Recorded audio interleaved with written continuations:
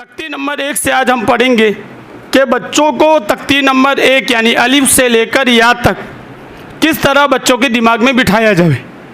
तो सबसे पहले हर एक को मालूम है बच्चे की उम्र जो होती है वो खेलने की उम्र होती है और बच्चा खेल के अंदर पढ़ना पसंद करता है। कोई भी चीज़ बच्चों को पढ़ाएंगे तो खेल के अंदाज में पढ़ाएंगे तो बच्चा खुद ब खुद वो चीज़ अपने दिमाग के अंदर कैचअप कर देगा। तो इसके लिए आज हम सबसे पहले तख्ती नंबर 1 से शुरू करेंगे। हर एक को मालूम है तख्ती नंबर 1 क्या है कि मुफ़रदात, और उसकी तारीफ़ क्या है, मुफ़रदात किसे कहते हैं। हर एक को मालूम है कि अलग अलग हुर्फ़ों को मुफ़रदात कहते हैं, ये सब बड़ों को मालूम है।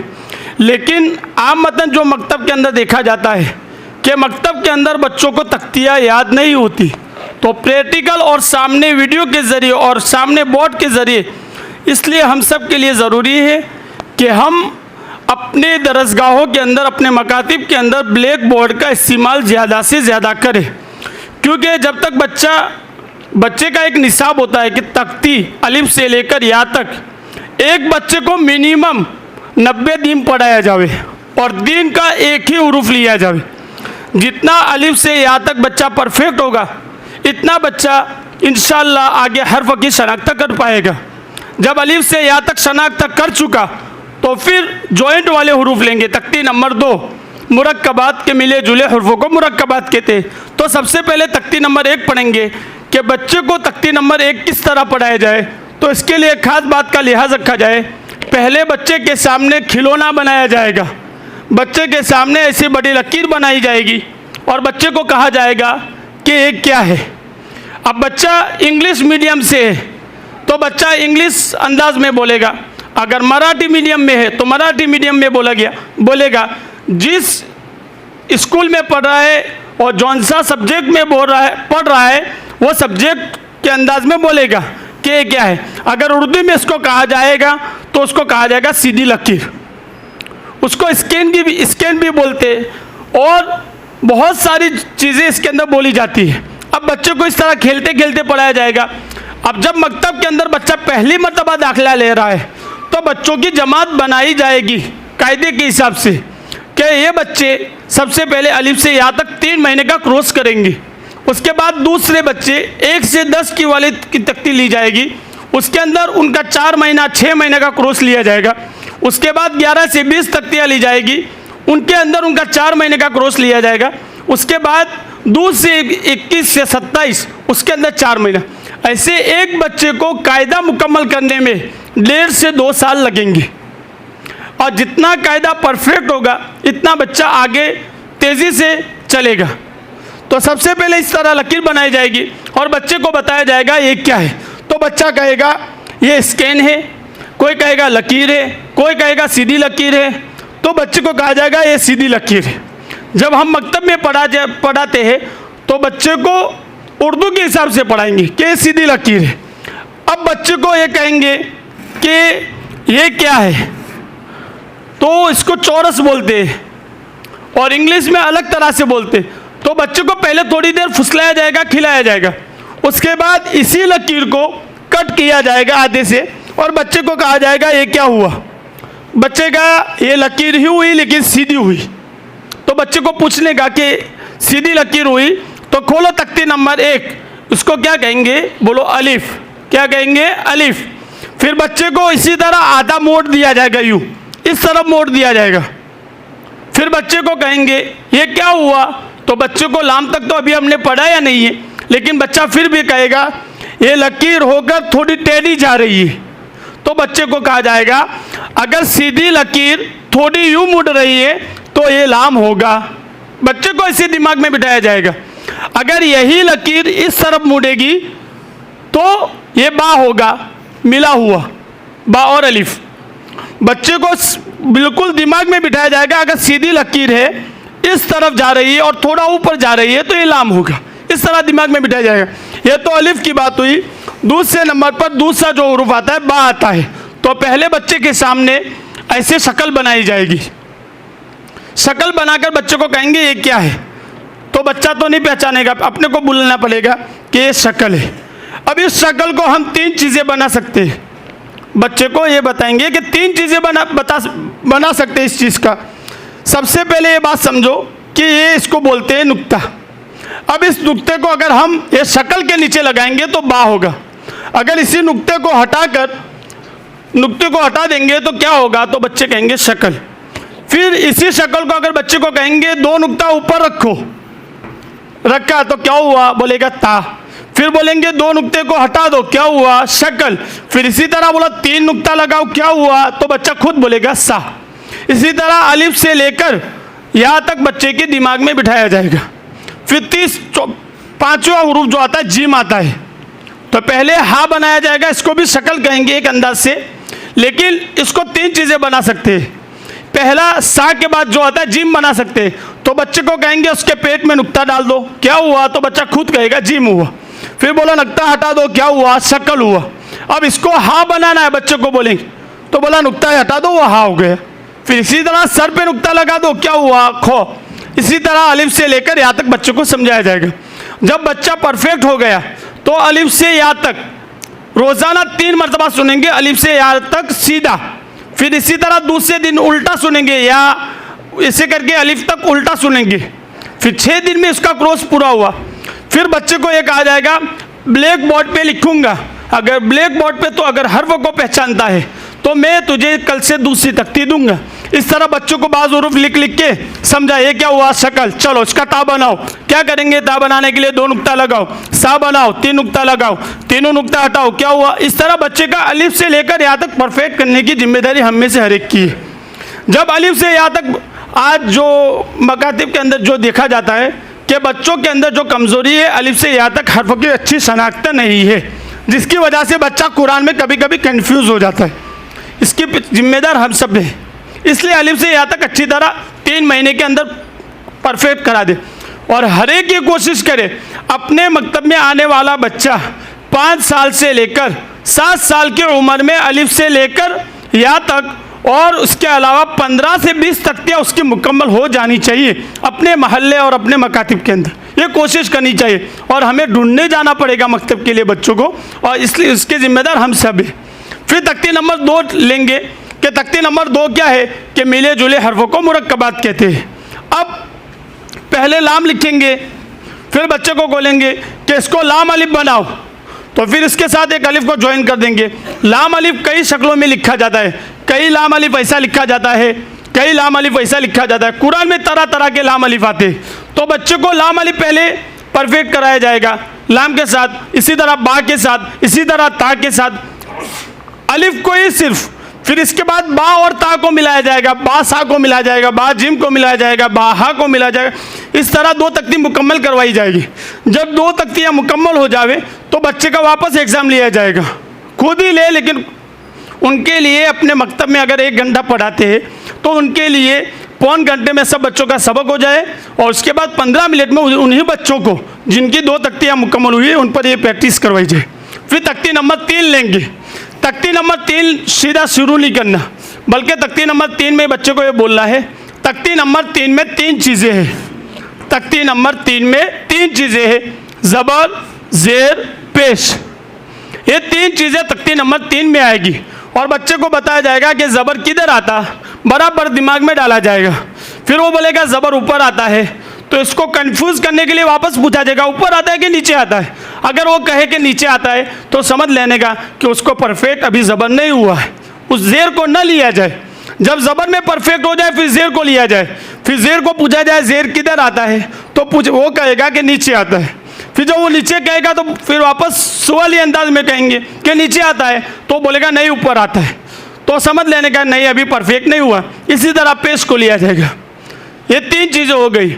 जब तख्ती नंबर 3 पहुँचेंगे उसके अंदर एक चीज़ लिखी हुई है, अलिफ हमेशा खाली होता है।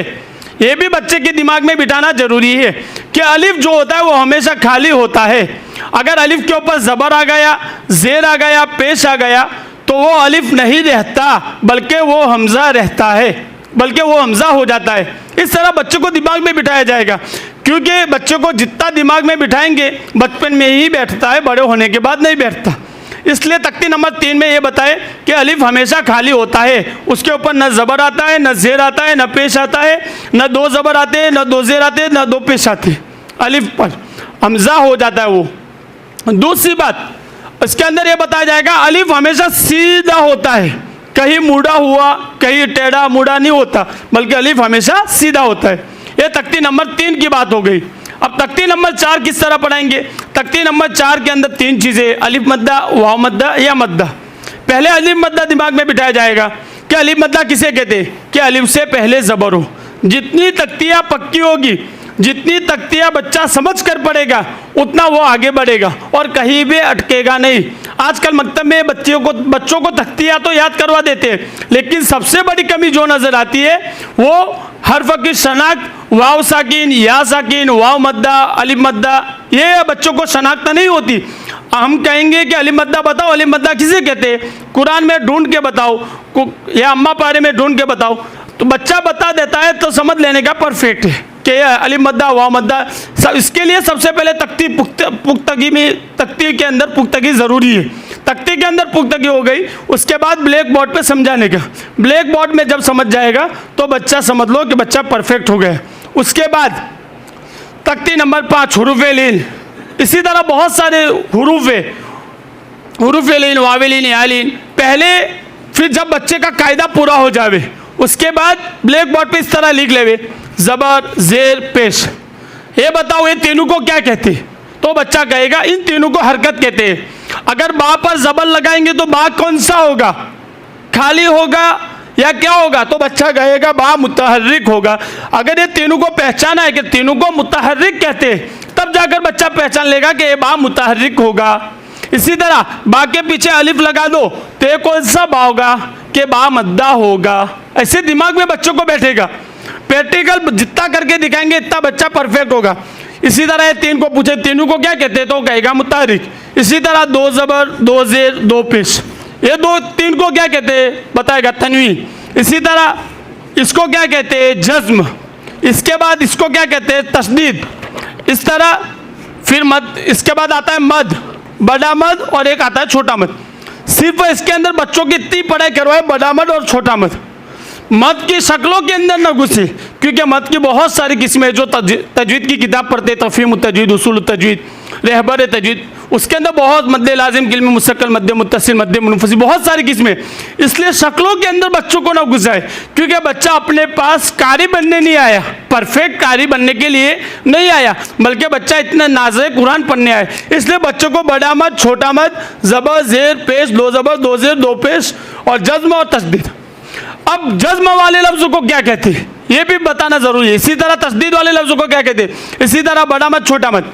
लेकिन एक बात, तख्ती नंबर 9 से कुरान के अंदर के कवानीन चालू होते हैं तनवीन और नून साकिन की, इसलिए वो तख्ती पुख्तगी के साथ होनी ज़रूरी है। तख्ती नंबर 9 तनवीन और नून साकिन के 4 कायदे हैं, उसका इजरा कुरान के अंदर करवाए कि तू तनवीन और नून साकिन के कितने, बच्चे को पूछने का तनवीन किसे कहते तो वो कहेगा 2 ज़बर, 2 ज़ेर, 2 पेश को तनवीन कहते। नून साकिन किसे कहते हैं कि नून के ऊपर जज्म होगा तो नून साकिन। फिर कहने का ये 4 कायदे हैं, ये 4 चीज़ों के 4 कायदे। तनवीन और नून साकिन के कितने कायदे 4, तो बताने का कौन कौन से, तो पहले परफेक्ट कायदे याद करवाने के, इज़हार, इख्फा, इक़लाब, इदगाम। फिर बताने का तू पहले से ये बता तनवीन और नून साकिन के 4 कायदे, तो इज़हार की मिसाल निकाल के मुझे कुरान सामने रखने का, कुरान खोल के बता इज़हार की मिसाल क्या है।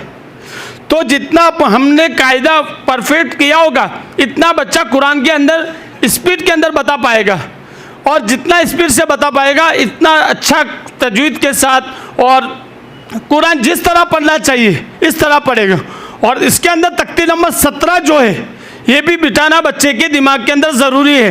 तख्ती नंबर 17 हर एक को मालूम है कि ऐसे गोल निशान को आयात करना कहते हैं। ये तख्ती बच्चों के दिमाग के अंदर बिठाना ज़रूरी है, क्योंकि बाद मरतबा ऐसा होता है कि बच्चा कुरान पढ़ रहा है, कुरान शुरू होने से पहले कुछ बातें हैं, कुरान के अंदर कितने सकते हैं, कुरान के अंदर सजदे कितने हैं, कुरान के अंदर ऐसी जगह कितनी है जहाँ पर नहीं ठहरना चाहिए, और कुरान के अंदर ऐसी जगह कितनी है जिसके अंदर रुकने की वजह से नमाज भी फासिद हो जाती। ये बातें दिमाग के अंदर बिठाना ज़रूरी है। तो पहले तनवीन और नून साकिन के जो 4 कायदे वो तख्ती पुख्तगी के साथ याद करवा ले। उसके बाद मीम साकिन के 3 कायदे हैं, मीम के ऊपर जज्म हो तो मीम साकिन के थे, मीम साकिन के 3 कायदे, इदगाम शफ़ी, इज़हार शफ़ी, इख्फ़ा शफ़ी, ये 3 कायदे भी याद करवा ले। इस टोटल कायदे हुए 7, तनवीन और नून साकिन के 4, मीम साकिन के 3, ये 7 कायदे याद करवा ले। उसके बाद तख्ती नंबर 17 को ले ले। तख्ती नंबर 17 ऐसे गोल निशान को आयात करना कहते हैं। तो कुरान के अंदर किस तरह आयात करेंगे? तो कायदा पूरा होने के बाद बच्चे को अम्मा पारे से लिया जाएगा, सीधा कुरान में ना बिठाए, क्योंकि बच्चा अम्मा पारे के अंदर जो सूरतें छोटी छोटी मुख्तसर है, और पूरा कायदा बच्चे को जो पढ़ाया जाएगा वो हिज्जे के साथ पढ़ाया जाएगा। जितना हिज्जे के साथ बच्चा परफेक्ट होगा, इतना पूरा कुरान 1 पारा और 2 पारा 3 पारा, ज़्यादा से ज़्यादा 3 पारा खुद में अगर बच्चों को पढ़ाया होगा तो बच्चा 4 से लेकर 27 पारा खुद ब खुद पढ़ेगा। लेकिन हर एक बात दिमाग में, जैसे एक पहले बच्चों को एक आयत सबक दिया जाएगा, फिर अगर देखेंगे फिर कायदे पूछेंगे, जो पूरा कायदा पढ़ा हुआ है, पूरी तख्तियाँ याद है बच्चों को, उसको कुरान के आयतों पे फिट किया जाएगा। जैसे हम ले अल्हम्दुलिल्लाहि रब्बिल आलमीन, नून पर क्या है? ज़बर है, और आलमीन के आखिर में ऐसा गोल निशान है। तो बता बेटा कैसी ऐसा गोल निशान किधर पे है, कौन सी तख्ती में? तो कहेगा तख्ती नंबर 17 में कि ऐसे गोल निशान को आयात करना। अब बेटा आयात करना किसको कहते हैं? तो बोलते हैं आवाज़ को भी तोड़ देना, सांस को भी तोड़ देना, उसको कहते हैं आयात करना। अब सक्ता के अंदर जाएंगे तो सक्ता के अंदर क्या है? आवाज़ तोड़ना है लेकिन सांस नहीं तोड़ना। तो आयात करना भी समझाएंगे, सक्ता करना भी समझाएंगे, बहुत सारी चीज़ें अगर उस पर बात की जाए तो वक्त भी कम पड़ जाए, और जो दी गई है जो दिया गया वक्त वो 15 मिनट का है। इसलिए तख्ती नंबर 17 परफेक्ट करवाए कि ज़बर ज़ेर पेश 2 ज़ेर 2 पेश। तख्ती नंबर 3 के अंदर 17 के अंदर 3 रूल्स है। पहला रूल्स, पहले 1 नंबर लगाया जाएगा, 2 नंबर 3 नंबर। पहले रूल्स के अंदर ज़बर ज़ेर पेश 2 ज़ेर और 2 पेश आता है। दूसरे रूल्स के अंदर 2 ज़बर आते हैं। तीसरे रूल्स के अंदर गोलता आती है। फिर उसका आगे ऐसा वापस लकीर बनाकर बताया जाएगा कि एक पहला रूल्स जो है ज़बर ज़ेर पेश 2 ज़ेर 2 पेश पर आयत करने का है, कि उस पर किस तरह वक्फ़ा करेंगे। तो कहेगा बच्चा क्या आखिरी हर्फ पर देखेंगे, अगर ज़बर ज़ेर पेश या 2 ज़ेर या 2 पेश इन 5 चीज़ों में से कोई भी है तो आखिरी हर्फ पर जज़्म दे देंगे। इसी तरह रूल्स नंबर 2 कि 2 ज़बर पर आयत करना है तो एक ज़बर से अली मद्दा बन जाएगा। जैसे अहदन है, मिसाल नूरानी कायदे के अंदर अहदन है, तो उस पर ठहरेंगे तो किस तरह ठहरेंगे? तो एक ज़बर से एक अली मद्दा बना दिया जाएगा और अहदा ऐसे ठहरा जाएगा। और तीसरे नंबर पर जो रूल्स है कि गोलता पर ठहरना हो तो किस तरह ठहरेंगे? तो वो कहेगा कि गोलता पर ठहरना है तो कायदा है कि हाय साकिना बन जाती है, फिर उसके सामने हाय साकिना बना देने का, और जारियतुन मिसाल लेने का। जारियतुन से किस तरह अगर ठहरेंगे तो किस तरह पढ़ेंगे? तो खुद कहेगा जारी। इस तरह अगर बच्चों को पढ़ाया जाएगा तो इंशाअल्लाह हमारा भी फ़ायदा होगा, हमारे पढ़ाने के अंदर, हमारी तरक्की के अंदर भी फ़ायदा होगा। अल्लाह तबारक व तआला के